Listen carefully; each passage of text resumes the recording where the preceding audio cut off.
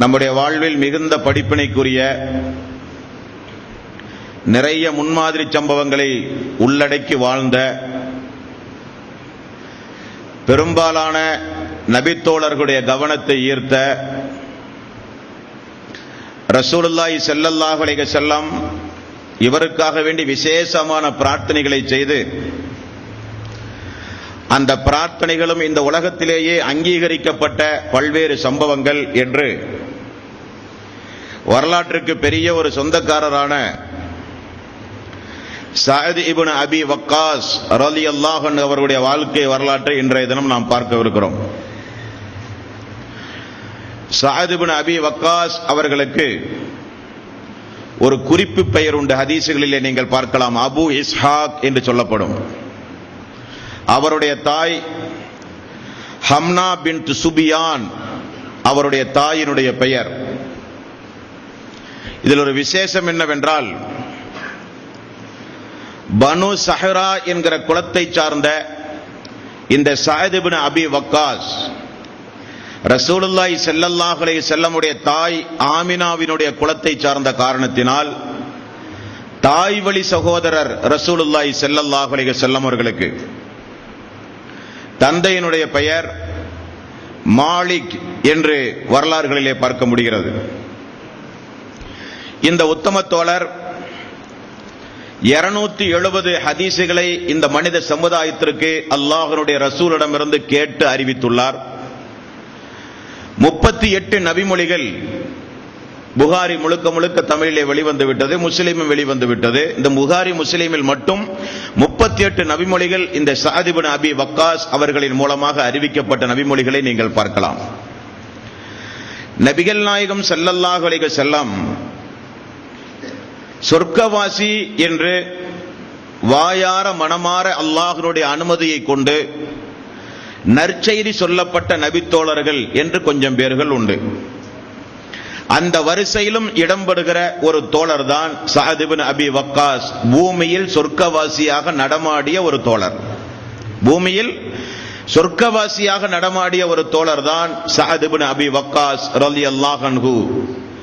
அந்த அளவுக்கு அந்த சிறப்பு அம்சத்தை, அதாவது அல்லாஹ்வுடைய அனுமதியோடு லட்சக்கணக்கான நபித்தோழர்கள் அந்த மதீனாவிலும் மக்காவிலும் வாழ்ந்த பொழுதும் குறிப்பிட்ட ஒரு சில மனிதர்களை மட்டும்தான் ரசூலுல்லாஹி ஸல்லல்லாஹு அலைஹி வஸல்லம் சொர்க்கவாசி என்று கூறியிருக்கிறார்.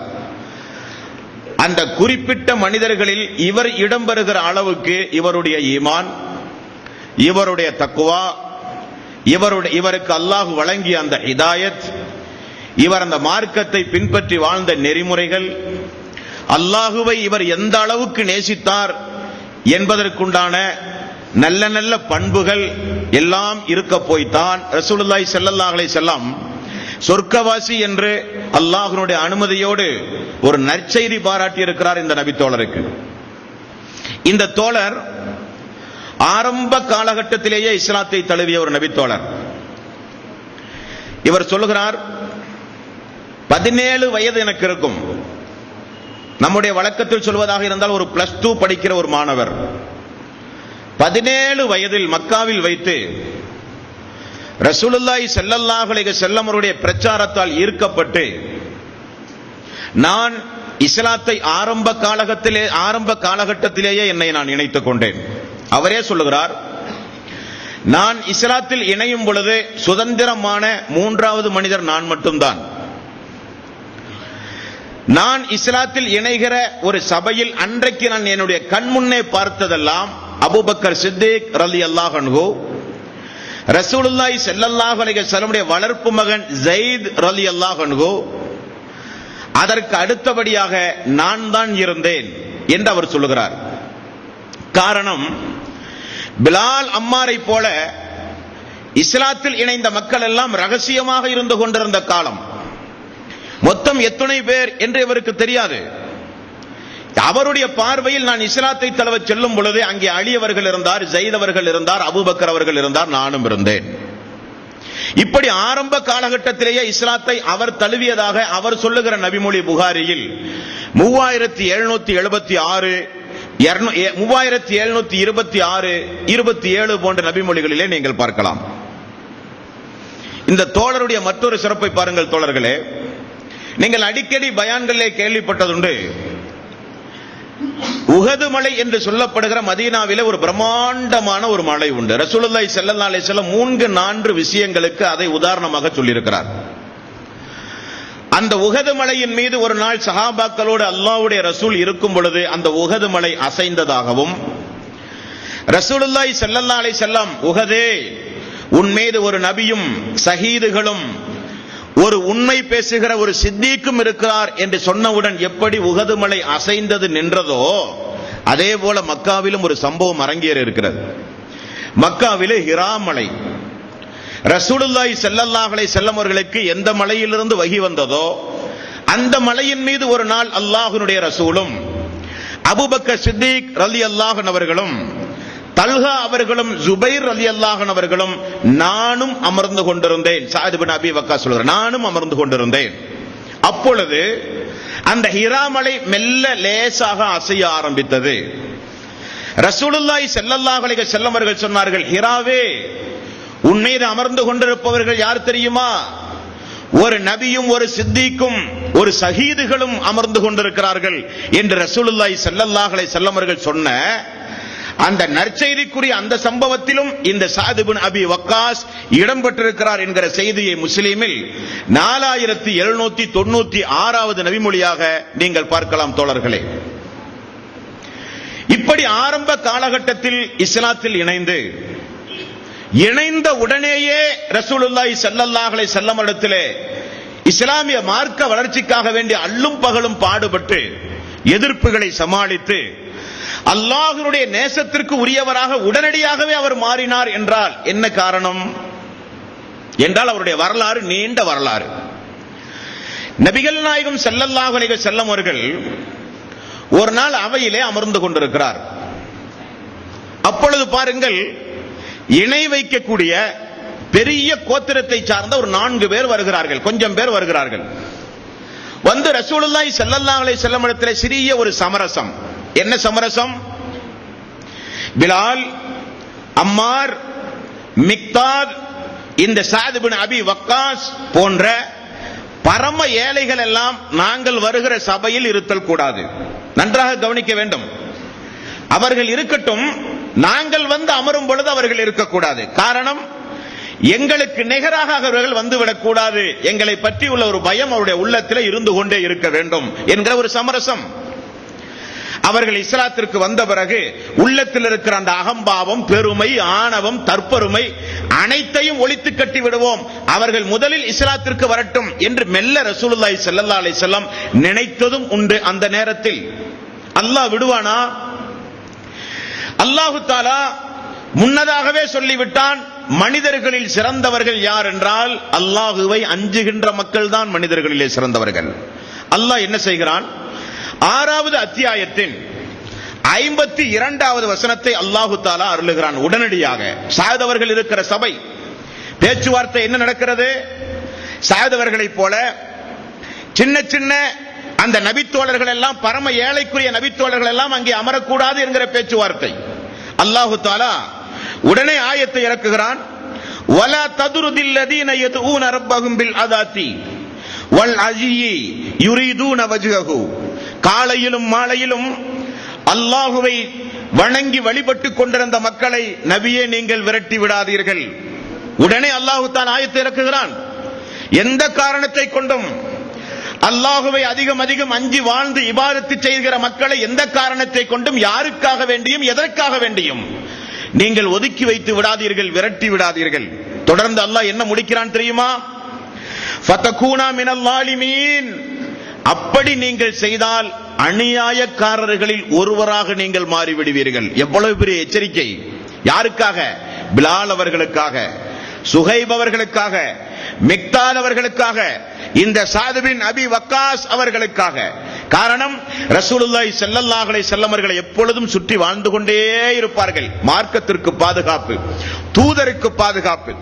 அல்லாஹ்வுடைய ரசூல் எந்த ஒன்றை கட்டளையிட்டாலும் நடைமுறைப்படுத்துவதிலே முன்னணியில் இருந்த தோழர்கள் இவர்கள். இவர்கள் யாருக்காக வேண்டியும் எதற்காக வேண்டியும் எந்த எதிர்பார்ப்புக்காக வேண்டியும் இஸ்லாத்திற்காக வந்தவர்கள் அல்ல. நான் ஆரம்பத்தில் சொன்னதை போல வமினன் நாஸி மை யஸ்ரி நஃப்ஸஹு பித்திஆ மர்லாத்தில்லாஹ் வல்லாஹு ரഊஃபும் பில் இபாத். அல்லாஹ்வுடைய நேசம் வேண்டும் என்பதற்காக வேண்டி தன்னைத்தானே அர்ப்பணம் செய்கிறவர்கள் எல்லாம் மனிதர்களிலே உண்டு என்று அல்லாஹ் சொல்கிறானே, அப்படிப்பட்ட ஒழுக்கச்சீலர்கள் இவர்கள். இவர்களுடைய எண்ணமெல்லாம் நமக்கு அல்லாஹ் வேண்டும், அல்லாஹ்வுடைய ரசூல் வேண்டும், அவ்வளவுதான். எல்லோரும் ஹிஜ்ரத் செய்யும் போது இந்த தோழரும் ஹிஜ்ரத் செய்தார். மதீனா சென்றால் ரசூலுல்லாஹி ஸல்லல்லாஹு அலைஹி வஸல்லம் அவர்களுக்கு மதீனாவினுடைய முதல் நாள் 24 மணி நேரமும் அல்லாஹ்வுடைய ரசூல் தூங்காமல் கண் விழித்துக் கொண்டே தன்னை பாதுகாத்துக் கொண்டிருந்தார்.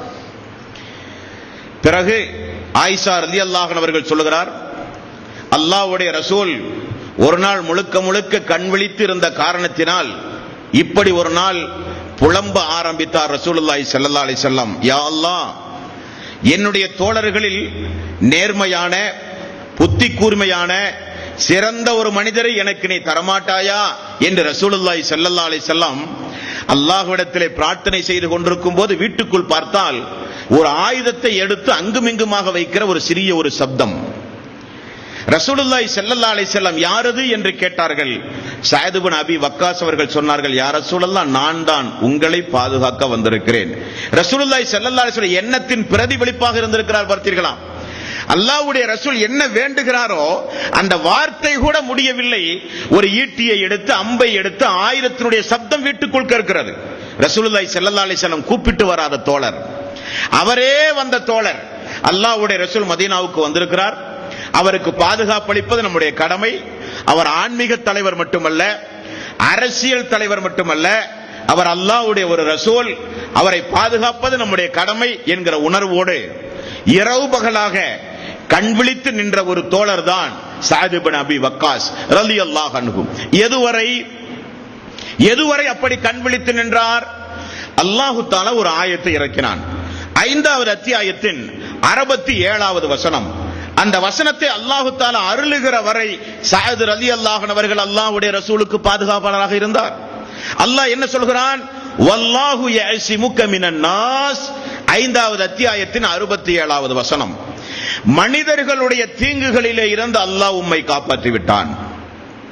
இந்த ஆயத் இறக்கப்பட்டது உலகத்திற்கே திருக்குர்ஆன், அல்லாஹ்வுடைய வேதம், முஹம்மது அல்லாஹ்வுடைய ரசூல் என்பதை நிரூபிப்பதற்காக வேண்டியும் அல்லாஹ் தஆலா இறக்கிய வசனம் இந்த வசனம். மனிதர்களுடைய தீங்கிலிருந்து உம்மை நான் பாதுகாத்து விட்டேன், உம்மை யாரும் கொல்ல முடியாது.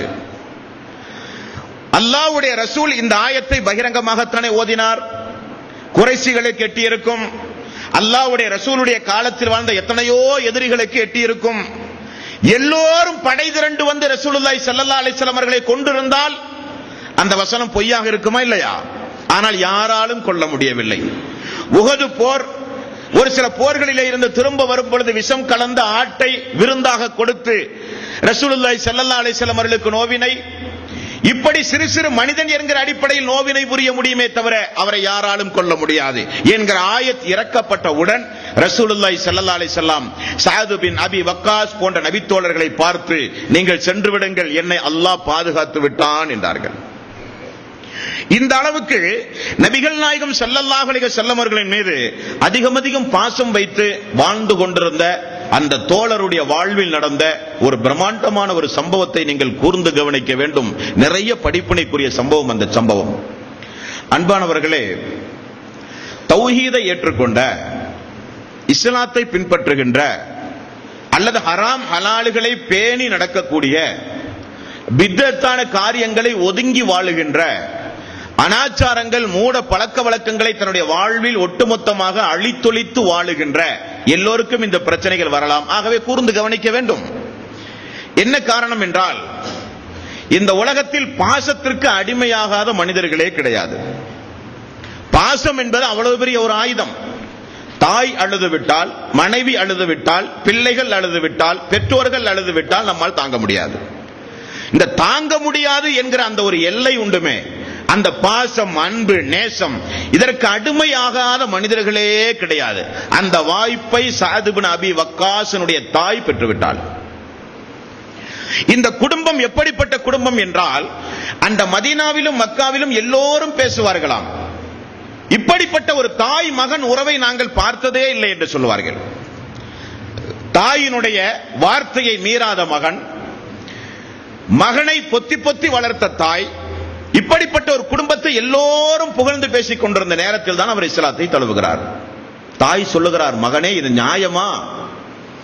இது எந்த வகையிலே நியாயம் மகனே? நம்முடைய முன்னோர்கள் மூதாதையருடைய பரம்பரை மார்க்கம் என்னவென்று உனக்கு தெரியாதா? நான் தாய் சொல்லுகிறேன் கேள், முஹம்மதுடைய மார்க்கம் வேண்டாம், தாயினுடைய மார்க்கத்திற்கு வந்துவிடு என்று பேசுகிறார்கள். பல்வேறு கட்ட முயற்சிகள் மேற்கொள்ளுகிறார். சஅத் பின் அபி வக்காஸ் தான் இஸ்லாத்தில் இணைந்தது அல்லாஹ்வுக்காக வேண்டி, இந்த கொள்கை மறுமைக்காக வேண்டி, முஹம்மது அல்லாஹ்வுடைய ரசூல் என்பதை உறுதியாக நான் ஒப்புக்கொண்டேன் என்று சொல்லுகிறார். தாய் பேசி பார்க்கிறாள், மிரட்டி பார்க்கிறாள். கடைசியில் தாய் ஒரு முடிவெடுத்து விடுகிறாள். நீ தாயினுடைய மதத்தை பின்பற்றாவிட்டால் நான் உண்ண மாட்டேன், பருக மாட்டேன், நான் உறங்க மாட்டேன், அப்படியே நான் செத்து போய் விடுவேன். ஒரு தாயை கொன்ற ஒரு பாவி என்கிற ஒரு அடைமொழியோடு இந்த உலகத்தில் நீ வாழ வேண்டுமா என்று பயமுறுத்துகிறாள். சவுத் அவர்கள் மௌனம் சாதிக்கிறார். தாய் உண்ணாவிரதத்தை மேற்கொண்டு விடுகிறாள். தாய் சொல்லுகிறாள், நீதானே சொன்னாய் அல்லாஹு தஆலா பெற்றோர்களுக்கு பணிவிடை செய், அவர்களுக்கு கட்டுப்படு என்று நீதானே சொன்னாய். தாயாகிய நான் சொல்லுகிறேன், என்னுடைய மதத்திற்கு வந்துவிடு. முடியாது என்கிறார் சஅத் பின் அபி வக்காஸ். போராட்டம் நீடிக்கின்றது.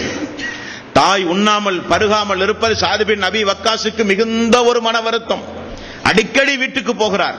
தாயே தண்ணீரை எடுத்து குடி, உண்ணாவிரதத்தை கைவிடு என்றெல்லாம் சொல்லுகிறார். திடீரென சஅத் பின் அபி வக்காஸுக்கு தகவல் வருகிறது, தாய் மயக்கமுற்றி கீழே விழுந்து விட்டார். 4 நாள் பசியும் பட்டினியுமாக இருந்த காரணத்தினால். இப்படி ஒரு போராட்டம் எல்லா வீடுகளிலும் நடக்கலாம்.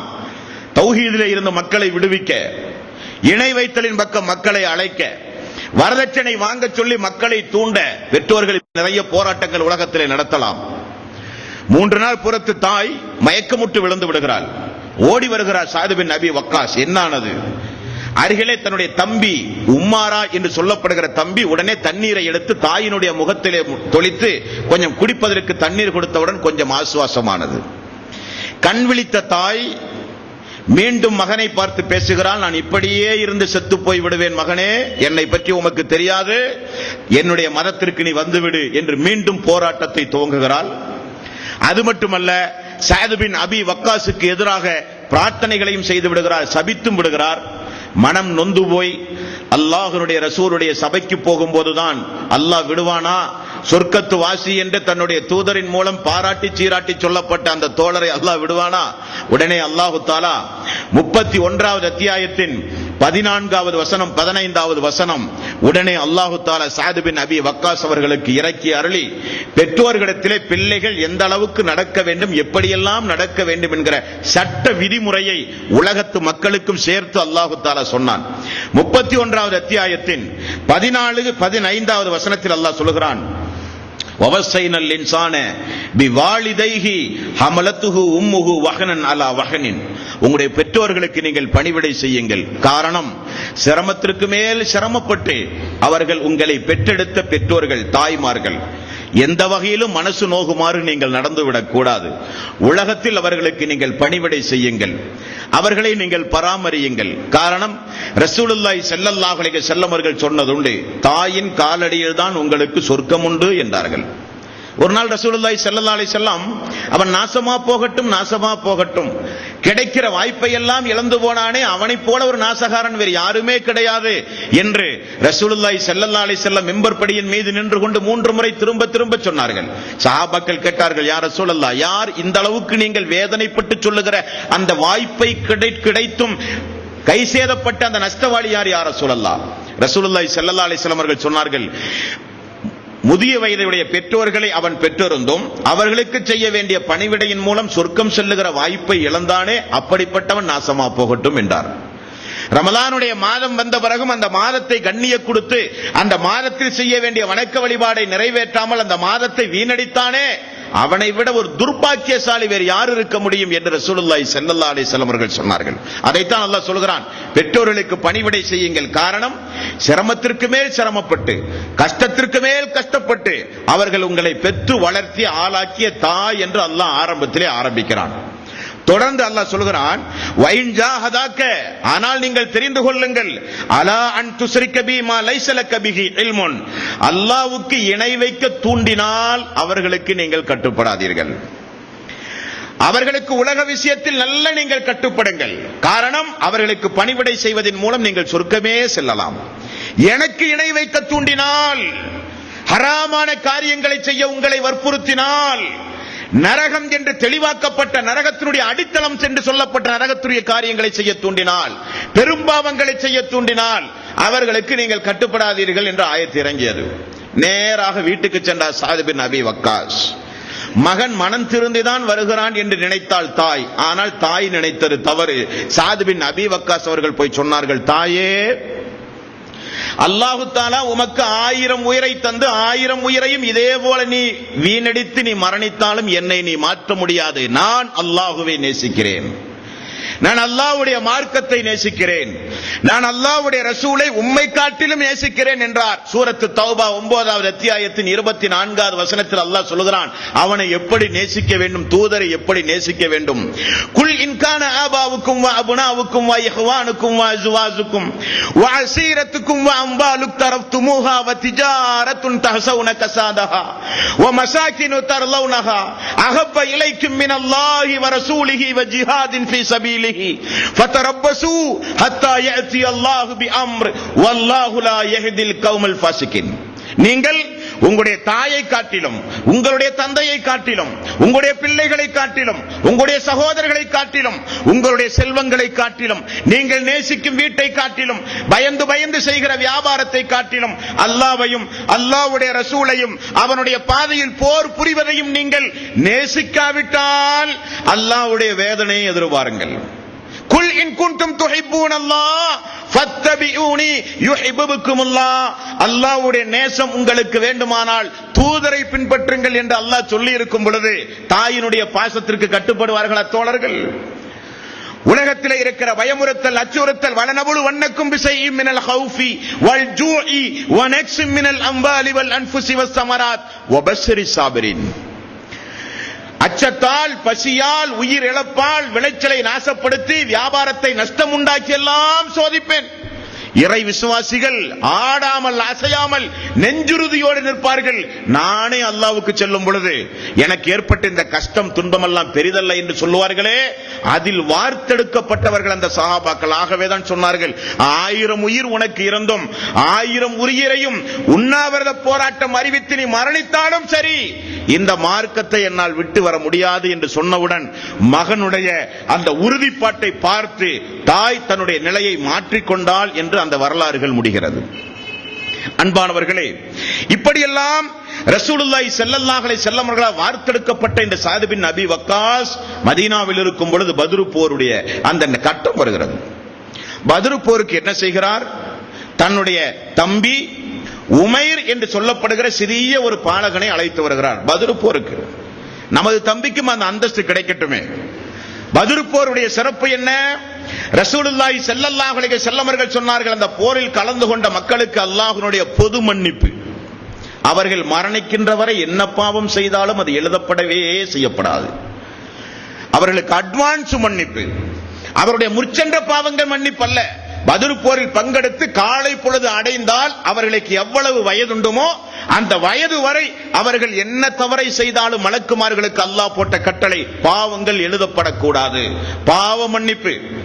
அந்த வாய்ப்பு தனது தம்பிக்கும் கிடைக்கட்டுமே என்பதற்காக ரசூலுல்லாஹி ஸல்லல்லாஹு அலைஹி வஸல்லம் சபைக்கு கொண்டு வந்தார். போரினுடைய விதி என்னங்க? சிறுவர்கள் போரில் பங்கெடுக்க கூடாது, பெண்கள் பங்கெடுக்க கூடாது, நோயாளிகள் பங்கெடுக்க கூடாது, முதியோர்கள் பங்கெடுக்க கூடாது, மதகுருமார்கள் பங்கெடுக்க கூடாது. இது போரினுடைய தர்மம், போரினுடைய விதி. அப்படி ரசூலுல்லாஹி ஸல்லல்லாஹு அலைஹி வஸல்லம் அறிவிப்பு செய்து அங்கே எல்லோரையும் வரிசையிலே நிற்கும் போது பார்த்தால் ஒரு மூத்தவருக்கு பின்னால் ஒளிந்து ஒளிந்து நிற்கிறான் ஒரு சிறுவன். ரசூலுல்லாஹி ஸல்லல்லாஹு அலைஹி வஸல்லம் யாரது என்று கேட்கும்போது சஅத் பின் அபி வக்காஸ் அவர்கள் சொன்னார்கள், யார சொல்லதா, எனது தம்பி ஆர்வத்தோடு வந்திருக்கிறான், அவனுக்கும் ஷஹீதாக வேண்டும் என்ற எண்ணமாம்.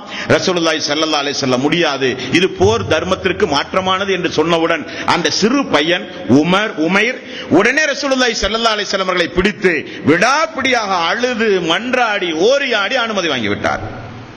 அதற்கேற்ப அந்த போரிலும் ஷஹீதானார். வீடு திரும்பும் போது தம்பியை இழந்து தனியாகத்தான் வருகிறார் சஅத் பின் அபி வக்காஸ்.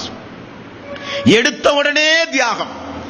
இஸ்லாமிய மார்க்கத்திற்குள் நுழைந்தவுடனே அல்லாஹு தஆலா அவருக்காக வேண்டியே வசனம் இறக்குகிற அளவுக்கு, அவர்களை விரட்டாதீர்கள், அவர்கள் உங்களை சுற்றி உள்ளவர்கள், அவர்கள் அல்லாஹ்வுடைய நேசத்திற்குரியவர்கள், தாய் மிரட்டினாலும் தந்தை மிரட்டினாலும் ஊரார் மிரட்டினாலும் என்னை அவர்கள் விடமாட்டார்கள், என்னுடைய தூதரை அவர்கள் வரமாட்டார்கள் என்று அல்லாஹு தஆலா பாராட்டி சீராட்டி சொன்ன தோழர் உங்களுக்கு ஒன்று தெரியுமா? பொதுவாகவே ஹதீசுகளை படித்த அன்பர்கள் யாராவது இருந்தால், நீங்கள் ஹதீசுகளை அப்படியே படித்து வரும்போது சஹாபாக்கள் ரசூலுல்லாஹி ஸல்லல்லாஹு அலைஹி வஸல்லம் இடத்திலே வந்து சொல்லுவார்கள், யா ரசூலல்லாஹ், எனது தாயும் தந்தையும் உங்களுக்கு அர்ப்பணமாகட்டும் என்று சொல்லுவது பாத்தீங்களா? ஹதீஸ்ல நிறைய ஹதீசுகளை நீங்கள் பார்க்கலாம், யா ரசூலல்லாஹ், எனது தாயும் தந்தையும் உங்களுக்கு அர்ப்பணமாகட்டும், அவர்களை காட்டிலும் உங்களை நான் நேசிக்கிறேன் என்று சஹாபாக்கள் சொல்லுவதுண்டு. ஆனா ரசூலுல்லாஹி ஸல்லல்லாஹு அலைஹி வஸல்லம் சொன்னார் தெரியுமா ஒரு சில நபி தோழர்களுக்கு, எனது தாயும் தந்தையும் உங்களுக்கு அர்ப்பணமாகட்டும் என்று. அது யாருக்கு? ஒரு 2 நபி தோழர்களுக்கு. அது 2 கட்டம், முக்கியமான கட்டம். உஹது போர், கடுமையான தாக்குதல், ரசூலுல்லாஹி ஸல்லல்லாஹு அலைஹி வஸல்லம் தலை கவசத்திற்கு நேராக அந்த வாள் வெட்டப்பட்டு தலை கவசம் 2 துண்டாக உடைந்து அவர்களுடைய கடவாய் பற்கள் வரை அந்த வாள் புகுந்து ரத்தம் சாறை சாறையாக கொட்டிக்கொண்டு ரசூலுல்லாஹி ஸல்லல்லாஹு அலைஹி வஸல்லம் மரணித்து விட்டார் என்கிற செய்தி பரப்பப்படுகிற அளவுக்கு உஹது போரில் அல்லாஹ்வுடைய ரசூல் பாதிப்புக்குள்ளானார். அந்த நேரத்தில் தல்ஹா ரலியல்லாஹு அன்ஹு அவர்களும் இந்த சஅத் பின் அபி வக்காஸ் ரலியல்லாஹு அன்ஹு அவர்களும் அல்லாஹ்வுடைய ரசூலுக்கு கேடயமாக நின்றார்கள். அம்பெய்துவதில் வல்லவராக இருந்தார் சஅத் பின் அபி வக்காஸ். அல்லாஹ்வுடைய ரசூல் சஅத் பின் அபி வக்காஸுக்கு கொடுத்து உதவுங்கள் அம்புகளை என்றார். பின்னால் இருக்கிற தோழர்கள் அம்பு கொடுக்க கொடுக்க அல்லாஹ்வுடைய ரசூலையும் பாதுகாத்து அம்புகளையும் எய்து கொண்டிருக்கும் பொழுது ரசூலுல்லாஹி ஸல்லல்லாஹு அலைஹி வஸல்லம் சொன்ன வார்த்தை தான், சஅதே, எனது தாயும் தந்தையும் உங்களுக்கு அர்ப்பணமாகட்டும். மரணிக்கின்ற வரை சொல்லுவார் சஅத் பின் அபி வக்காஸ். அல்லாஹ்வுடைய ரசூல் இப்படி ஒரு வார்த்தையை என்னை பார்த்து சொன்னார். நாம் தானே சொல்லுவோம் எனது தாயும் தந்தையும் யா ரசூலல்லாஹ் உங்களுக்கு அர்ப்பணமாகட்டும் என்று. ஆனால் என்னை பார்த்து அல்லாஹ்வுடைய ரசூல் சொன்னார், அவருடைய தாயும் தந்தையும் எனக்கு அர்ப்பணமாகட்டும் என்கிற ஒரு வார்த்தை, அந்த நற்செய்தி என்னுடைய காதில் இன்றைக்கும் ஒலித்துக் கொண்டிருக்கிறது என்று சொன்ன சம்பவம் புகாரிலே நீங்கள் பார்க்கலாம். 3723வது நபிமொழி. அப்படிப்பட்ட ஒரு பாராட்டத்திற்குரிய ஒரு நபிமொழி இந்த நபிமொழி. தோழர்களே, இந்த நபித்தோழர் சொல்லுகிறார், ஒரு போரிலே இருந்து நாங்கள் திரும்ப வரும்பொழுது எங்களுக்கு உணவில்லாமல் நாங்கள் எப்படி இருந்தோம் தெரியுமா? காய்ந்த மரத்தினுடைய இலைகளை எல்லாம் போய் பீத்து கொண்டு வந்து தண்ணீரிலே கலக்கி இலைகளை நாங்கள் குடித்தோம். என்ன காரணம்? இந்த உடம்பில் இந்த உயிர் வாழ வேண்டும். எதற்காக? உலகத்தை அனுபவிப்பதற்காக வேண்டிய அல்ல, உலகத்து இன்பங்களை அனுபவிப்பதற்காக வேண்டிய அல்ல, இந்த உடம்பில் இந்த உயிர் இருந்தாக வேண்டும், அல்லாஹ்வுடைய தீனுக்காக வேண்டி, ஏகத்துவத்தை நிலைநாட்டுவதற்காக, இணை வைத்தலை ஒழிப்பதற்காக, தூதரை பின்பற்றி தூதரை பின்பற்றுகிற ஒரு சமுதாயத்தை உருவாக்குவதற்காக இந்த உடம்பிலே உயிர் இருந்தாக வேண்டும் என்பதற்காக எதை உண்டார்கள்? புகாரி இமாம் மிகப்பெரிய ஒரு செல்வந்தர். ஆரம்ப காலகட்டத்தில் ஹதீசுகளை தேட ஆரம்பித்த நேரத்தில் நிறைய பெரிய செல்வம் அவருக்கு இருந்தது. எல்லா செல்வங்களையும் 7263வது ஹதீஸ் முடியும் பொழுது இமாம் புகாரி ரஹ்மத்துல்லாஹி அலைஹி அவருடைய நிலைமை இலைகளை கரைத்து குடித்து அப்படியே மரணித்து போன இமாம் புகாரி அவருடைய வரலாறு இன்றைக்கும் வரலாற்றிலே உண்டு. சஅத் பின் அபி வக்காஸ் சொல்கிறார், போரிலே இருந்து திரும்ப வரும்போது யாரிடத்திலும் உணவில்லை, இலைகளை, மரத்திலே இருக்கிற இலைகளை கரைத்து கரைத்து நாங்கள் குடித்தோம். புற்பூண்டுகள் எங்காவது இருந்தால் அதையும் விட மாட்டோம். அப்படி உண்ட காரணத்தினால் ஆட்டினுடைய புழுக்கை போல எங்களுடைய மலம் வெளியேற ஆரம்பித்தது. இப்படியெல்லாம் அல்லாஹ்வுடைய தீனுக்காக வேண்டி நாங்கள் கஷ்டப்பட்டிருக்கிறோம் என்கிற செய்தி புகாரியில் 6453வது நபிமொழியாக நீங்கள் பார்க்கலாம். தோழர்களே, இந்த நபித்தோழர் ஒரு காரியத்திற்காக வேண்டி மக்கா சென்றார். ஹிஜ்ரத் செய்த நபித்தோழர் மக்கா சென்ற அவருக்கு திடீரென நோய் வந்து விட்டது. எழுந்து நடக்க முடியாத அளவுக்கு. ரசூலுல்லாஹி ஸல்லல்லாஹு அலைஹி வஸல்லம் மக்கா வெற்றி கொண்டு மக்காவில் இருக்கும்போது அடிக்கடி இந்த நபித்தோழரை சந்தித்து வருவது வழக்கம், நோய் விசாரித்து வருவது வழக்கம். ஒரு நாள் ரசூலுல்லாஹி ஸல்லல்லாஹு அலைஹி வஸல்லம் அவர்கள் வந்து பார்க்கும்போது சக்கராத்துடைய நேரத்திலே கிடக்கிறார் சஅத் இப்னு அபி வக்காஸ். யா ரசூலல்லாஹ், நான் இந்த நிலையிலேயே இறந்து விடுவேனோ? அவருக்குரிய கவலையை நீங்கள் பார்க்க வேண்டும். அவர் இறப்பதை அந்த இடத்தில் சொல்லவில்லை. அல்லாஹ்வுடைய ரசூலே, இந்த நேரத்தில் இப்படியே நான் இறந்து விடுவேனோ? கூடாது. மக்காவுக்கு வந்த என்னுடைய தோழர்கள் எல்லாம் எப்படி திரும்ப மதீனா செல்லுவார்களோ அதே போல நான் ஹிஜ்ரத் செய்த அந்த பூமிக்கே திரும்ப செல்ல வேண்டும். மக்காவில் நான் மரணிக்க கூடாது யா ரசூலல்லாஹ். அவருடைய ஆதங்கம். காரணம், ஹிஜ்ரத்துடைய நன்மை போய்விடுமோ? ஹிஜ்ரத் என்றால் முற்சென்ற பாவங்கள் எல்லாம் மன்னிக்கப்பட்டது என்று அல்லாஹ்வுடைய ரசூல் சொன்னார்கள். அந்த ஹிஜ்ரத் செய்த பூமிக்கே திரும்ப நான் வந்திருக்கிறேனே, இங்கேயே மரணித்தால் என்னுடைய தோழர்கள் எல்லாம் மக்கா வெற்றிக்கு பிறகு திரும்ப மதீனா போவதை போல என்னால் போக முடியாதா யா ரசூலல்லாஹ்? ரசூலுல்லாஹி ஸல்லல்லாஹு அலைஹி வஸல்லம் அவர்கள் சொன்னார்கள், பொறுமை, நிதானம், எங்கிருந்தாலும் நன்மையை செய்யுங்கள். அல்லாஹ் உங்களுடைய பதவிகளை உயர்த்துவான், அந்தஸ்தை உயர்த்துவான். நிச்சயம் அல்லாஹ் எந்த அமல்களையும் வீணடிக்க மாட்டான் என்றார்கள். சமாதானம் அடைந்தார். யா ரசூலல்லாஹ், எனக்கு ஒரே ஒரு வாரிசு, ஒரே ஒரு மகன் தான் உண்டு. ஆனால் எனக்கு பாருங்கள், இப்படியே நான் மரணித்து விடுவேனோ என்கிற ஒரு பயம். ஆகவே இவனுடைய எல்லா சொத்துக்களையும் யா ரசூலல்லாஹ் போகும்போது நீங்கள் கொண்டு போய் விடுங்கள், எனக்கு சொத்து வேண்டாம், எல்லா சொத்துறேன் என்றார். ரசூலுல்லாஹி ஸல்லல்லாஹு அலைஹி வஸல்லம், இந்த வசியத் மார்க்கத்தில் தடை செய்யப்பட்டது என்றார். யா ரசூலல்லாஹ், 2/3 பங்கு தரட்டுமா? 66% முடியாது, அது மார்க்கத்தில் தடை செய்யப்பட்டது. யா ரசூலல்லாஹ், 50% தரட்டுமா? முடியாது, மார்க்கத்தில் தடை செய்யப்பட்டது. யா ரசூலல்லாஹ், 1/3 அதிகம்தான், இருந்தாலும் உம்முடைய வாரிசை கையேந்துகிற நிலையில் நீங்கள் விட்டு வைக்காதீர்கள் என்று சொல்லி ரசூலுல்லாஹி ஸல்லல்லாஹு அலைஹி வஸல்லம் என்ன செய்தார் என்பதை அவரே சொல்லுகிறார். அல்லாஹ்வுடைய ரசூல் அருகிலே போய் அமர்ந்து தலையிலே கை வைத்து முகத்தை தடவி முகத்திலே இருந்து அவருடைய மார்பகத்திற்கு வந்து அடிவயிற்றிலே கையை வைத்து ரசூலுல்லாஹி ஸல்லல்லாஹு அலைஹி வஸல்லம் அவருக்கு செய்த துஆவை புகாரியில் 2742வது நபிமொழி, 5651வது நபிமொழி, யா அல்லாஹ், எனது சஅதுக்கு நீண்ட ஆயுளை நீ கொடு, அவர் இப்பொழுது மரணித்தல் கூடாது. நீண்ட ஆயுளை யா அல்லாஹ் எனது சஅதுக்கு கொடு. ஹிஜ்ரத் செய்த நன்மையை அவருக்கு நீ பூரணமாக கொடு. ஹிஜ்ரத் செய்த நன்மையை அவருக்கு நீ பூரணமாக கொடு. அவருக்கு நீண்ட ஆயுளை கொடு. அவரின் மூலம் நிறைய மக்கள் நன்மை பெறப் போகிறார்கள். யா அல்லாஹ், எனது தோழர் சஅத் அவர்களை பழைய மார்க்கத்திற்கு திருப்பி விடாதே, தௌஹீதை பறித்து விடாதே, தௌஹீதில் உறுதியாக இருக்கச் செய் என்ற பிரார்த்தனையை ரசூலுல்லாஹி ஸல்லல்லாஹு அலைஹி வஸல்லம் முகத்தையும் மேனியையும் தடவி அவருக்கு செய்த துஆவை சஅத் ரலியல்லாஹு அன்ஹு அவர்கள் சொன்னார்கள். அல்லாஹ்வுடைய ரசூலுடைய கையினுடைய குளிர்ச்சியை இன்றைக்கு கூட நான் உணர்கிறேன் என்று மரண நேரத்தில் அவர் நினைவு கூறிய சம்பவம் இந்த புகாரி போன்ற நபிமொழி தொகுப்புகளிலே நீங்கள் பார்க்கலாம். அப்படி ரசூலுல்லாஹி ஸல்லல்லாஹு அலைஹி வஸல்லம் அவருடைய பிரார்த்தனைக்கும் அன்புக்கும் ஆளானவர் சஅத் இப்னு அபி வக்காஸ் ரலியல்லாஹு அன்ஹு. உமர் ரலியல்லாஹு அன்ஹுடைய ஆட்சி காலம். ஈராக் வெற்றி கொள்ளப் போகிறது. ஈராக்குக்கு உமர் ரலியல்லாஹு அன்ஹு அவர்கள் முதன்னா ரலியல்லாஹு அன்ஹு அவருடைய தலைமையில் பெரிய படையை அனுப்பி வைத்தார்கள். என்ன காரணம்? எல்லா கிறிஸ்தவர்களும் ஒன்று கூடினார்கள், பெரிய படையோடு வருகிறார்கள், இஸ்லாமிய சாம்ராஜ்யத்தையே வேறொருக்க போகிறார்கள். அப்படிப்பட்ட ஒரு சூழ்நிலை. முதன்னா ரலியல்லாஹு அன்ஹுடைய தலைமையில் மிகப்பெரிய ஒரு போர்ப்படை அனுப்பப்பட்ட பிறகும் போர்ப்படை மீண்டும் தேவை என்கிற ஒரு சூழ்நிலை உடனடியாக மதீனாவுக்கு வருகிறது. உமர் ரலியல்லாஹு அன்ஹு அவர்கள் நானே தலைமையேற்று செல்கிறேன் என்று சொல்ல மூத்த சஹாபாக்கள் எல்லாம் வேண்டாம் என்று தடுக்க உமர் ரலியல்லாஹு அன்ஹு அவர்கள் சாதே என்று அழைத்தார். ஓடி வந்தார். நீங்கள் அடுத்த படையை நீங்கள் வழிநடத்தி செல்ல வேண்டும், முதன்னாவுக்கு மீண்டும் ஆட்கள் தேவைப்படுகிறதாக செய்தி வருகிறது என்று சொன்னவுடன் இந்த சஅத் பின் அபி வக்காஸ் ரலியல்லாஹு அன்ஹு அவர்கள் படைகளை சரி செய்தார். அந்த படையில் எத்தனை பேர்கள் கலந்து கொண்டார்கள் என்கிற குறிப்பு கூட ஹதீஸ்களிலே பார்க்கிறோம்.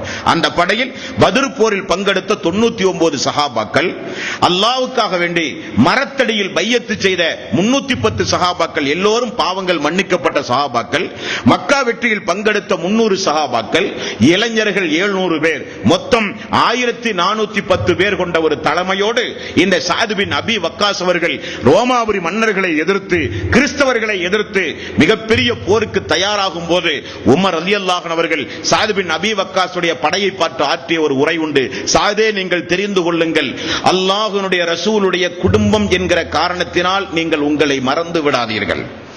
மக்கள் எல்லோரும் சமமாக நடத்தப்பட வேண்டும். மக்களில் சிறந்தவர்கள் யாருக்கும் குடும்ப உறவு முறையின் அடிப்படையில் யாரும் சிறந்தவர்கள் அல்ல. யார் அல்லாஹ்வை அதிகம் அஞ்சுகிறார்களோ அவர்கள்தான் மனிதர்களிலே சிறந்தவர்கள். ரசூலுல்லாஹி ஸல்லல்லாஹு அலைஹி வஸல்லம் போர் தர்மம் என்று எவைகளை எல்லாம் கடைபிடிக்க சொன்னார்களோ அனைத்தையும் நீங்கள் கடைபிடிக்க வேண்டும் என்கிற அறிவுரையோடு சஅத் பின் அபி வக்காஸ் ரலியல்லாஹு அன்ஹு அவர்களை அனுப்புகிறார் உமர் ரலியல்லாஹு அன்ஹு அவர்கள். போய் வெற்றி கொள்ளப்பட்ட உடனே என்ன செய்கிறார்? போய் வெற்றி கொள்ளப்பட்ட உடனே ரோமாபுரி மன்னர்களுடைய கோட்டைக்குள் புகுந்து கோட்டையை கைப்பற்றிய உடனே கோட்டைக்கு மேல் எழுந்து நின்று லுஹா தொழுகை 8 ரக்காத்து தொழுது சுஜூதிலே கடந்து அல்லாஹ்விடத்திலே துஆ செய்கிறார். யா அல்லாஹ், இது நீ தந்த வெற்றி, எனது வெற்றி அல்ல. யா அல்லாஹ், இது நீ தந்த வெற்றி, இந்த மக்களுக்கு, இந்த இஸ்லாத்திற்கு, இந்த தௌஹீதுக்கு நீ கொடுத்த வெற்றி என்று லுஹா தொழுது அல்லாஹ்விடத்திலே மன்றாடினார் என்கிற செய்தியை பார்க்கிறோம். உமர் ரலியல்லாஹு அன்ஹு அவர்கள் மரணிக்கும் போது ஒரு 6 தோழர்களை நியமனம் செய்கிறார். அடுத்த கலீஃபா யார் என்பதை நீங்கள் தான் தீர்மானம் செய்ய வேண்டும் என்று அப்துர் ரஹ்மான் இப்னு அவுஃப் அவர்களுடைய தலைமையில் ரசூலுல்லாஹ் உமர் ரலியல்லாஹு அன்ஹு அவர்கள் அடுத்த கலீஃபா யார் என்பதை தீர்மானம் செய்கிற பொறுப்பு 6 பேருக்கு கொடுக்கிறார்கள். அந்த 6 பேரில் இந்த சஅத் பின் அபி வக்காஸ் அவர்கள் உண்டு. இருந்தாலும் உமர் அவர்கள் தன்னுடைய கருத்தை பதிவு செய்யாமல் இல்லை. அப்துர் ரஹ்மான் இப்னு அவுஃப் அவர்களே, நான் எனது பங்குக்கு சொல்கிறேன், எனது மரணத்திற்கு பிறகு சஅத் பின் அபி வக்காஸ் இருந்தால் நல்லது. இருந்தாலும் உங்களுடைய ஆலோசனைப்படி செயல்படுங்கள், அல்லாஹ் உங்களுக்கு உதவி செய்வான் என்று சொல்லுகிற அளவுக்கு, உமர் ரலியல்லாஹு அன்ஹு அவர்கள் முன்னிலைப்படுத்துகிற அளவுக்கு சஅத் பின் அபி வக்காஸ் இறை அச்சத்தால், நல்லொழுக்கத்தால், ஈமானால் மிக உன்னதமான இடத்தில் இருந்த ஒரு நபி தோழர் சஅத் பின் அபி வக்காஸ். தோழர்களே, முஆவியாவினுடைய ஆட்சி காலம், முஆவியாவினுடைய ஆட்சி காலத்தில் அலி ரலியல்லாஹு அன்ஹு அவர்களுக்கு மிகப்பெரிய ஒரு ஆர்ப்பாட்ட கிளர்ச்சியாளர்கள் கிளர்ந்திருந்த நேரம். அப்பொழுது இந்த சஅத் பின் அபி வக்காஸை எல்லோரும் தூண்டிக் கொண்டிருந்தார்கள். அலி அவர்களுக்கு எதிராக பேசு, அலி அவர்களுக்கு எதிராக நடவடிக்கை எடு, அலி அவர்களுக்கு எதிராக கிளர்ச்சி செய் என்றெல்லாம் தூண்டும் பொழுது என்ன ஒரு நபித்தோழர் பாருங்கள், நமக்கும் அதிலே பாடம் உண்டு. அப்படி தூண்டும் பொழுது முஆவியா ரலியல்லாஹு அன்ஹு அவர்களை பார்த்து என்ன சொன்னார் தெரியுமா? சஅத் பின் ரலியல்லாஹு அன்ஹு அவர்கள் அறிவித்த செய்தியே மொத்தம் 270 நபிமொழிகள் தான். அந்த செய்தியில் ரொம்ப ஆணித்தரமான செய்தி ஏதாவது இருந்தால் சஅத் பின் அபி வக்காஸ் சொல்லுவார், இந்த 2 காதும் அல்லாஹ்வுடைய ரசூல் சொல்ல நான் கேட்ட காது, இல்லாவிட்டால் எனக்கு காது செவிடாகட்டும் என்பார்கள் சஅத் பின் அபி வக்காஸ். முஆத் பின் ஜபல் அவர்கள் முஆவியாவை பார்த்து சொல்லுகிறார், முஆவியாவே, அலி அவர்கள் யார் தெரியுமா? ரசூலுல்லாஹி ஸல்லல்லாஹு அலைஹி வஸல்லம் 3 செய்தியை அலி ரலியல்லாஹு அன்ஹு அவர்களை பார்த்து சொன்னதை இன்றும் நான் நினைவு வைத்திருக்கிறேன் என்று சொன்னார்கள். யாரும் அவரை ஏசாதீர்கள், அவருக்கு எதிரான நடவடிக்கையில் யாரும் இறங்காதீர்கள். யார் தெரியுமா அவர்? ரசூலுல்லாஹி ஸல்லல்லாஹு அலைஹி வஸல்லம் ஒரு நாள் தபூக் போருக்கு போகும்போது அலி ரலியல்லாஹு அன்ஹு அவர்களை அழைத்து சொன்னார்கள், நீங்கள் மதீனாவிலே இருந்து பிள்ளைகளுக்கு, நோயாளிகளுக்கு, குழந்தைகளுக்கு, மதகுருமார்களுக்கு நீங்கள் பாதுகாப்பு அளியுங்கள் என்றார். அலி ரலியல்லாஹு அன்ஹு திரும்ப கேட்டார், யார சொல்லலாம், பெண்களை பாதுகாக்கவா நான் இருக்கிறேன் என்றார். ரசூலுல்லாஹி ஸல்லல்லாஹு அலைஹி வஸல்லம் திரும்ப என்ன சொன்னார் தெரியுமா? முஆவியாவே, மூசாவுக்கும் ஹாரூனுக்கும் என்ன உறவு உண்டோ அந்த உறவு உமக்கும் எனக்கும் இருந்தால் உனக்கு போதாதா? உனக்கு போதாதா? அப்படிப்பட்ட நட்பு உமக்கும் எனக்கும் உண்டு, ஆனால் எனக்கு பிறகு நபி இல்லை என்றார் ரசூலுல்லாஹி ஸல்லல்லாஹு அலைஹி வஸல்லம். அடுத்தது முஆவியா, தெரிந்து கொள்ளுங்கள், கைபர் போர் நடக்க போகிறது. கைபர் போர் நாளைய தினம் நடக்க போகிறது என்றார் ரசூலுல்லாஹி ஸல்லல்லாஹு அலைஹி வஸல்லம் அவர்கள். அதற்கு முந்தைய நாள் சொன்னார்கள், நாளைய தினம் ஒரு மனிதரை நான் தேர்வு செய்வேன் அந்த போருக்கு போர் தளபதியாக, அவருடைய கையில் கொடியை கொடுப்பேன், நிச்சயம் அல்லாஹு தஆலா இந்த போரில் அவருடைய தலைமையில் வெற்றியை கொடுப்பான். அவர் யார் தெரியுமா? அல்லாஹ்வையும் அல்லாஹ்வுடைய ரசூலையும் அவர் நேசிக்கக்கூடியவர், அல்லாஹ்வும் அல்லாஹ்வுடைய ரசூலும் அவரை நேசிக்கிறார்கள். இந்த வார்த்தை ரசூலுல்லாஹி ஸல்லல்லாஹு அலைஹி வஸல்லம் சொன்னதுதான் தாமதம். சஹாபாக்கள் சொல்லுகிறார்கள், இரவு முழுக்க அல்லாஹ்வுடைய ரசூல் நாளைக்கு சொல்ல போகிற அந்த மனிதர் யார் யார் என்று எங்களுக்குள் பேசி இரவு முழுக்க நாங்கள் கழித்தோம். மறாவது நாள் எல்லோரும் அமர்ந்து கொண்டிருக்கிற சபையில் உமர் ரலியல்லாஹு அன்ஹு அவர்கள் சொல்லுகிறார்கள், என்னுடைய வாழ்நாளில் எந்த ஒரு பதவிக்கும் நான் ஆசைப்பட்டது கிடையாது, இந்த நாளை தவிர. அந்த நாளில் நான் ஆசைப்பட்டேன். என்ன காரணம்? அவர் அல்லாஹுவை நேசிக்கிறார், அல்லாஹ்வுடைய ரசூலை நேசிக்கிறார், அவரை அல்லாஹும் நேசித்து விட்டான். அல்லாஹ்வுடைய ரசூலும் நேசித்து விட்டார் என்கிற வார்த்தை. போரில் வெற்றி அல்ல, அது அவரவர்களுடைய சாமர்த்தியங்களை பொறுத்து. இருந்தாலும் ரசூலுல்லாஹி ஸல்லல்லாஹு அலைஹி வஸல்லம் முன்னறிவிப்பு செய்து விட்டார். முஆவியா சாத் பின் அபி வக்காஸ் தலையை உயர்த்தி உயர்த்தி காண்பித்தாராம். உமர் அவர்கள் தலையை உயர்த்தி உயர்த்தி காண்பித்தாராம். அல்லாஹ்வுடைய ரசூல் நம்மை சொல்ல மாட்டாரா, நம்மை சொல்ல மாட்டாரா என்று. ரசூலுல்லாஹி ஸல்லல்லாஹு அலைஹி வஸல்லம் அலி அவர்கள் எங்கே என்று கேட்டாராம். யா ரசூலல்லாஹ், அவர் கண் வலியினால் படுத்துக் கொண்டிருக்கிறார், வீட்டிலே உண்டு என்று தோழர்கள் சொன்னார்களாம். அடுத்ததாவது யாரையாவது சொல்ல மாட்டாரா என்று. அவரை அழைத்து வாருங்கள் என்று சொல்ல கண் வலியோடு வந்தார். ரசூலுல்லாஹி ஸல்லல்லாஹு அலைஹி வஸல்லம் தன்னுடைய கையை வைத்து கண்ணை தடவினார். கண் வலி இருந்த அறிகுறி கூட இல்லாமல் போனது. கொடியை கையிலே கொடுத்தார். உன்னுடைய தலைமையின் கீழ் நாளைக்கு போரில் அல்லாஹ் வெற்றியை தருவான் என்றார். சொல்லிவிட்டு அல்லாஹ்வுடைய ரசூல் சொன்னார், திரும்பி கூட பார்க்காதே, எந்த காரணத்தை கொண்டும் திரும்பி பார்க்காமல் கைபரில் போய் தான் நீ நிற்க வேண்டும் என்று ரசூலுல்லாஹி ஸல்லல்லாஹு அலைஹி வஸல்லம் அவர்கள் சொல்லி கொடியை கொடுத்தார். அலி ரலியல்லாஹு அன்ஹு அவர்கள் சொல்லுகிறார், அந்த கொடியை வாங்கி நான் திரும்ப கூட பார்க்காமல் பள்ளியை விட்டு வெளியேறி உரத்த குரலில் அல்லாஹ்வுடைய ரசூலிடத்திலே கேட்டேன், யா ரசூலல்லாஹ், அந்த கைபரில் முதலாக நான் செய்ய வேண்டிய காரியம் என்ன என்று திரும்பி பார்க்காமல் நான் கேட்டேன். ரசூலுல்லாஹி ஸல்லல்லாஹு அலைஹி வஸல்லம் அவர்கள் சொன்னார்கள், மக்களை முதலில் ஏகத்துவத்தின் பக்கம் நீங்கள் அழைக்க வேண்டும். அஷ்ஹது அல்லா இலாஹ இல்லல்லாஹ் அஷ்ஹது அன்ன முஹம்மதர் ரசூலுல்லாஹ் என்கிற ஏகத்துவத்தின் பக்கம் முதலில் அவர்களை நீங்கள் அழைக்க வேண்டும். அதற்கு அவர்கள் செவி சாய்த்தால் அவருடைய உள்ளத்தை அல்லாஹ் அறிந்தவனாக இருக்கிறான். அவர்களுக்கு உரிமையோடு பாதுகாப்பு அளிக்க வேண்டியது அலியே உமது கடமை. தெரிந்து கொள், உன் மூலம் ஒரு மனிதன் நேர்வழி அடைவதென்பது உலகத்தை காட்டிலும் சிறந்தது. தாக்குதல் முக்கியம் அல்ல, திருந்துதல் தான் முக்கியம் என்றார்கள் ரசூலுல்லாஹி ஸல்லல்லாஹு அலைஹி வஸல்லம்.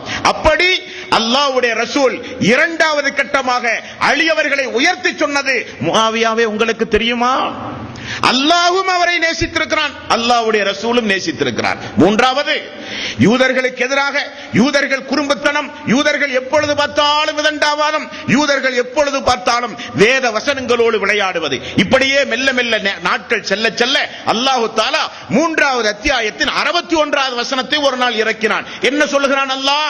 வேதக்காரர்களை அழையுங்கள் நபியே, அவர்கள் அவர்களுடைய பெற்றோர்களோடு பிள்ளைகளோடு ஒரு சாப பிரமாணத்திற்கு முபாஹலாவுக்கு அவர்களை நீங்கள் அழையுங்கள் என்று அல்லாஹ் தஆலா சொன்னான். உடனே ரசூலுல்லாஹி ஸல்லல்லாஹு அலைஹி வஸல்லம் அலி அவர்களை பிடித்து, பாத்திமாவை பிடித்து, ஹசன் அவர்களை பிடித்து, ஹுசைன் அவர்களை பிடித்து, யா அல்லாஹ் இது எனது குடும்பம், யா அல்லாஹ் இது எனது குடும்பம் என்றார்களே. அந்த அலி அவர்களை எதிர்த்தா நீங்கள் பேசுகிறீர்கள், அந்த அலி அவர்களை எதிர்த்தா நீங்கள் இப்படியெல்லாம் நீங்கள் பேசுகிறீர்கள் என்று ஒரு மனிதனுடைய தன்மானத்தை, ஒரு மனிதனுடைய அந்தஸ்தை, ஒரு மனிதனுடைய நன்னடத்தையை, ஒரு மனிதனை குறித்து அல்லாஹ்வுடைய ரசூல் சொன்ன புகழாரத்தை எல்லாம் எடுத்து சொல்லி அவருடைய நன்மதிப்பை காப்பாற்றினார் சாத் பின் அபி வக்காஸ் ரலியல்லாஹு அன்ஹு. சாத் பின் அபி வக்காஸ் ரலியல்லாஹு அன்ஹு எந்த நேரத்திலும் சஹாபாக்களை விட்டுக் கொடுக்காத ஒரு தோழர், எந்த நேரத்திலும் சஹாபாக்களுக்கு எதிராக ஒரு துரும்பை கூட அசைக்காத தோழர் இந்த தோழர். அன்பர்களே, நபிகள் நாயகம் ஸல்லல்லாஹு அலைஹி வஸல்லம் அவர்கள் இந்த சாத் ரலியல்லாஹு அன்ஹு அவர்களுக்கு செய்த மிக முக்கியமான ஒரு காரியம் உண்டு தெரியுமா? யா அல்லாஹ், சாத் ரலியல்லாஹு அன்ஹு அவர்கள், இந்த சாத் எப்பொழுது உன்னிடத்தில் பிரார்த்தனை செய்தாலும் அந்த பிரார்த்தனைக்கு நீ உடனே பதில் சொல் யா அல்லாஹ். என்ன வாசகம் பாருங்கள், இந்த வாய்ப்பு கிடைக்குமா? என்னுடைய அனுபவத்தில் எந்த நபித்தோழனுக்கும் அல்லாஹ்வுடைய ரசூல் இப்படிப்பட்ட வாசகத்தை சொன்னதே கிடையாது. கேளுங்கள் தரப்படும் என்பார்கள். பொதுவாக ரசூலுல்லாஹி ஸல்லல்லாஹு அலைஹி வஸல்லம் அவர்கள் சொன்னார்கள், அல்லாஹ்விடத்திலே நீங்கள் கேட்டால் அல்லாஹ் தஆலா 3 வகையில் உங்களுக்கு பதில் சொல்கிறான். ஒன்று, உடனடியாக தருவான், அல்லது சிறிது காலம் பொறுத்து தருவதாக வாக்களிப்பான், அல்லது உங்களுக்கு வருகிற தீங்கிலிருந்து உங்களை காப்பாற்றுவான். பிரார்த்தனை செய்வதை மட்டும் விட்டு விடாதீர்கள், நிச்சயம் உங்களுக்கு பதில் உண்டு என்றார்கள் ரசூலுல்லாஹி ஸல்லல்லாஹு அலைஹி வஸல்லம். பாதிக்கப்பட்ட மனிதனுக்கும் அல்லாஹ்வுக்கும் இடையே திரையே கிடையாது. உடனடியாக அந்த தௌபா ஏற்றுக்கொள்ளப்படும், அந்த பிரார்த்தனை ஏற்றுக்கொள்ளப்படும் என்று ரசூலுல்லாஹி ஸல்லல்லாஹு அலைஹி வஸல்லம் அவர்கள் சொன்னார்கள். ஆனால் யா அல்லாஹ், சாத் அவர்கள் என்றைக்காவது பிரார்த்தனை செய்தால் அந்த பிரார்த்தனைக்கு நீ பதில் சொல்வாயாக, அந்த பிரார்த்தனையை அங்கீகரிப்பாயாக, அவர் கேட்டதை நீ கொடுப்பாயாக என்று சாத் ரலியல்லாஹு அன்ஹு அவர்களுக்கு ரசூலுல்லாஹி ஸல்லல்லாஹு அலைஹி வஸல்லம் பிரார்த்தனை செய்தது உண்டு. அந்த பிரார்த்தனையுடைய பிரதிபலனையும் நீங்கள் கேட்க வேண்டும். அலி ரலியல்லாஹு அன்ஹு அவர்கள், தல்ஹா ரலியல்லாஹு அன்ஹு அவர்கள், ஜுபைர் ரலியல்லாஹு அன்ஹு அவர்கள், இவர் இந்த 3 பேரையும் ஒரு நாள் ஒரு மனிதர் கொஞ்சம் தரம் தாழ்த்தி விமர்சனம் செய்து விடுகிறார். சாத் பின் அபி வக்காஸ் அவர்கள், வேண்டாம், அல்லாஹுவால் அந்தஸ்தால் உயர்த்தப்பட்ட தோழர்களை குறைத்து மதிப்பிடாதீர்கள், இதை ஒரு காலம் நான் சம்மதிக்க முடியாது என்று குறுக்கிட்டு பேசுகிறார். மீண்டும் அவர் அந்த 3 பேரையும் தரம் தாழ்த்தி பேசுகிறார், இழிவாக பேசுகிறார். இவர் இரண்டாவது முறையும் சொல்லுகிறார், வேண்டாம், அல்லாஹுவால் கண்ணியம் கொடுத்து உலகத்தில் வாழ வைத்திருக்கிற இறை விசுவாசிகளை ஒரு காலம் நீங்கள் அப்படி பேசாதீர்கள், அனுமதிக்க முடியாது என்றார். மீண்டும் பேசினார், உங்களுக்கு எதிராக நான் பிரார்த்தனை செய்து விடுவேன் என்று எச்சரித்தார். அவர் சொன்னார், நீ என்ன நபியா, என்ன நபியை போல பேசுகிறாயே என்று சொன்னார்.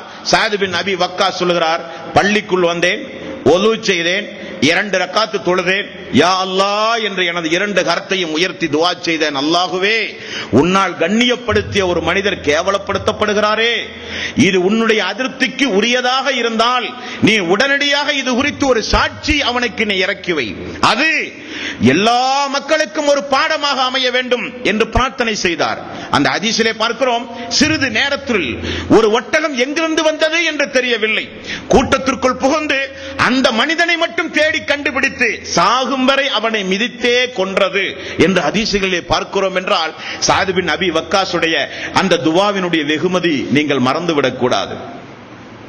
உமர் ரலியல்லாஹு அன்ஹு அவர்கள் கூஃபாவுக்கு கவர்னராக நியமிக்கும் போது கூஃபாவாசிகள் எப்பொழுதும் யாரையும் தப்பும் தவறுமாக விமர்சனம் செய்வார்கள். ஹதீஸ் கலையில் ஒரு சட்டமே உண்டு, கூஃபாவாசிகள் ஹதீஸ்களை அறிவித்தால் சீக்கிரம் சரியென்று ஏற்றுக்கொள்ள மாட்டார்கள். பொய் சொல்லுபவர்கள் அதிகம், அவதூறு பரப்புவர்கள் அதிகம், திட்டமிட்டு ஒரு காரியத்தை செய்து முனாஃபிக்தனமான காரியங்களை செய்வதில் வல்லர்கள் அந்த கூஃபாவாசிகள். அவர்கள் கவர்னராக இருக்கிற சாத் பின் அபி வக்காஸ் தொழுவதில்லை, தொழுதாலும் முறைப்படி தொழுவதில்லை என்றெல்லாம் உமர் அவர்களிடத்திலே வந்து கம்ப்ளைண்ட் கொடுக்க, உமர் ரலியல்லாஹு அன்ஹு அவர்கள் உடனே சாத் பின் அபி வக்காஸை வரச் சொல்லி அந்த இடத்தில் அம்மார் அவர்களை நியமனம் செய்து விடுகிறார்.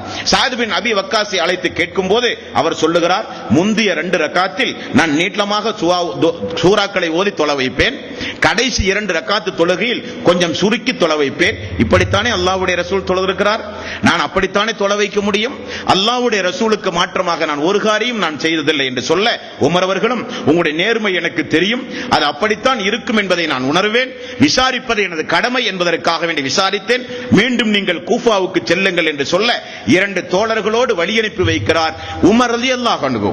கூஃபாவுக்கு சென்றால் அந்த 2 தோழர்களும் கூஃபாவை மக்கள் இப்படியெல்லாம் ஒன்று கூட்டி இந்த சாத் பின் அபி வக்காஸ் என்ன உங்களுக்கு கொடுமை செய்தார் என்றெல்லாம் கேட்கும் போது எல்லோரும் மௌனம் சாதித்தார்கள். ஒரே ஒரு மனிதர் மட்டும் எழுந்தார்.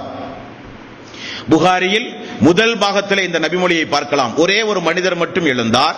அவர் எழுந்து சொன்னார், இவர் நீதி செலுத்துவது கிடையாது, பொருள்களை முறைப்படி பங்கிடுவது கிடையாது, இவர் மக்கள் மத்தியிலே நீதமற்ற முறையில் நடக்கிறார் என்று சொன்னவுடனே சாத் பின் அபி வக்காஸ் அவர்கள் சொன்னார், இது மிகப்பெரிய அவதூறு, இந்த அவதூறுக்கு எதிராக அல்லாஹ்விடத்திலே உனக்காக வேண்டி பிரார்த்தனை செய்யாமல் விடமாட்டேன் என்று சொல்லி அல்லாஹ்விடத்திலே பிரார்த்தனை செய்தார். யா அல்லாஹ், இந்த அவதூறை நீ பார்த்துக் கொண்டிருக்கிறாய், ஆகவே அவருடைய ஆயுளை நீ அதிகமாக்கு, அவருக்கு வறுமையை நீ கொடு, சோதனையை கொண்டு அவரை நீ பிடி என்று ரசூலுல்லாஹி ஸல்லல்லாஹு அலைஹி வஸல்லம் அவர்கள் சொன்னாரே. சாத் அவர்களுடைய பிரார்த்தனைக்கு அல்லாஹ் நீ பதில் சொல் என்று துஆ செய்தார். கூஃபாவாசிகள் சொல்லுகிறார்கள், அந்த மனிதர் எப்படி மரணித்தார் என்றால், புருவமயிரெல்லாம் வளர்ந்து வளர்ந்து கண்ணெல்லாம் அவருக்கு போய் அவருடைய வயது அதிகமாகி வீதிகளில் நடக்கும் பொழுது எங்கு போறார் என்றே தெரியாமல் சிறு பிள்ளைகளின் மீது மோதுவது, பெண்களின் மீது மோதுவது, இப்படி கண் தெரியாமல் வறுமைக்கு மேல் வறுமை வந்து அவரே வாய் புலம்பி சாதுடைய பிரார்த்தனை அல்லாஹ் ஏற்றுக்கொண்டு விட்டானே, சாதுடைய பிரார்த்தனை அல்லாஹ் ஏற்றுக்கொண்டு விட்டானே என்று சொல்லி சொல்லி மரணித்தார் அந்த மனிதர் என்று கூஃபாவாசிகள் சொல்லுகிறார்கள். ஹதீஸ்களிலே பார்க்கிறோம்.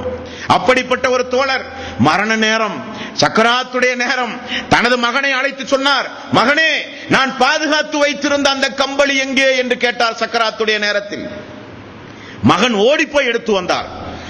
நான் இதை கொண்டுதான் கபனிடப்பட வேண்டும். இந்த கம்பளி என்ன கம்பளி தெரியுமா, இந்த மேலாடை என்ன மேலாடை தெரியுமா, பத்ரு போர்க்களத்தில் இதை உடுத்தித்தான் இணை வைத்தலுக்கு எதிராக ஏகத்துவத்தை நிலைநாட்ட நான் போராடினேன், எனக்கு வேறு எந்த கவனாடையும் கூடாது, இதை கொண்டுதான் நீங்கள் என்னை கவனிட வேண்டும் என்று சொன்னவுடன் மகன் அழுக ஆரம்பித்தார்.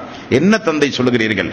ஆமாம் தந்தையே என்று சொல்லி மகன் அழுக ஆரம்பித்தார். மகனே, அழ வேண்டிய அவசியம் இல்லை, காரணம் ரசூலுல்லாஹி ஸல்லல்லாஹு அலைஹி வஸல்லம் என்னை சொர்க்கவாதி என்றார், அல்லாஹ் என்னை ஒரு காலம் கைவிட மாட்டான். உண்மைதான், அல்லாஹ்வுடைய ரசூல் சொன்னார்கள், மரண நேரத்தில் யார் ஒருவர் அல்லாஹ்வை குறித்து தவறான எண்ணம் கொண்ட நிலையில் மரணிக்கிறார்களோ அவர்கள் சொர்க்கம் செல்வது கடினம். அல்லாஹ்வை குறித்து நல்ல எண்ணம் கொண்ட நிலையில் நீங்கள் மரணியுங்கள். அல்லாஹ்வை குறித்து தவறான எண்ணம் கொண்ட நிலையில் நீங்கள் மரணிக்காதீர்கள் என்று அல்லாஹ்வுடைய ரசூல் சொன்னார்கள். சஅத் பின் அபி வக்காஸ் சொல்கிறார், ரப்பு என்னை கைவிட மாட்டான், அந்த அல்லாஹ் என்னை கைவிட மாட்டான், தூதரின் மூலம் சொர்க்கவாசி என்று வாக்களித்தவன் நான். ஆகவே மகனை அழுகாதே, குடும்பத்தினர்களை அழுகாதீர்கள். நான் எங்கே செல்ல போகிறேன்? ஜன்னத்துல் ஃபிர்தௌஸ் என்கிற உயர்வான அந்தஸ்தை ரப்பு எனக்கு தரப்போகிறான். நான் அவனை சார்ந்தவன், அவனை நேசித்தவன், தூதரை உள்ளபூர்வமாக நேசித்தவன் நான். ஆகவே நீங்கள் யாரும் கவலைப்பட வேண்டிய அவசியம் இல்லை. மக்களுக்கு ஆறுதல் சொல்லுகிறார் சஅத் பின் அபி வக்காஸ். உம்மு சலமா ரலியல்லாஹு அன்ஹா அவர்கள் சொல்லுகிறார், மரணத்திற்கு பிறகு முஹாஜிர்களில் கடைசி ஒருவர் இருந்தார், இந்த சஅத் பின் அபி வக்காஸ். அவரும் இந்த பூமியிலிருந்து போய்விட்டார். முஹாஜிர்களில் கடைசியாக மரணித்தவர் இவர். ரசூலுல்லாஹி ஸல்லல்லாஹு அலைஹி வஸல்லம், யா அல்லாஹ் இவருக்கு நீண்ட ஆயுளை கொடு என்று மக்காவுடைய வெற்றிக்கு பிறகு சக்கராத்துடைய வேதனையில் கிடந்த சஅத் பின் அபி வக்காஸுக்கு பிரார்த்தனை செய்த காரணத்தினால் 40 ஆண்டு காலம் தொடர்ந்து உயிர் வாழ்ந்தார். அல்லாஹ்வுடைய ரசூலுடைய பிரார்த்தனையுடைய மகத்துவம், அல்லாஹ்வுடைய ரசூலுடைய பிரார்த்தனையின் மகத்துவம். இந்த தோழருடைய நபிமொழியில், இந்த தோழருடைய வரலாறுகளில் நமக்கு கிடைக்கக்கூடிய பாடம் என்ன சகோதரர்களே? பெற்றோர்களானாலும் உற்றார்களானாலும் நம் மீது பாசம் வைத்திருக்கிற யாராக இருந்தாலும் யாருக்காக வேண்டியும் மார்க்கத்தை மட்டும் விட்டுக் கொடுத்து விடக் கூடாது என்கிற முதற்கட்ட பாடம். இஹ்லாஸோடு அல்லாஹ்விடத்திலே பிரார்த்தனை செய்யும் போது அல்லாஹ் தஆலா அந்த பிரார்த்தனை எந்த அளவுக்கு ஏற்றுக்கொண்டு பதில் சொல்லுகிறான் என்பதற்குரிய ஒரு பாடம். ரசூலுல்லாஹி ஸல்லல்லாஹு அலைஹி வஸல்லம் எவ்வளவு பெரிய ஒரு பாராட்டுக்குரிய தோழராக இவர் இருந்தார்.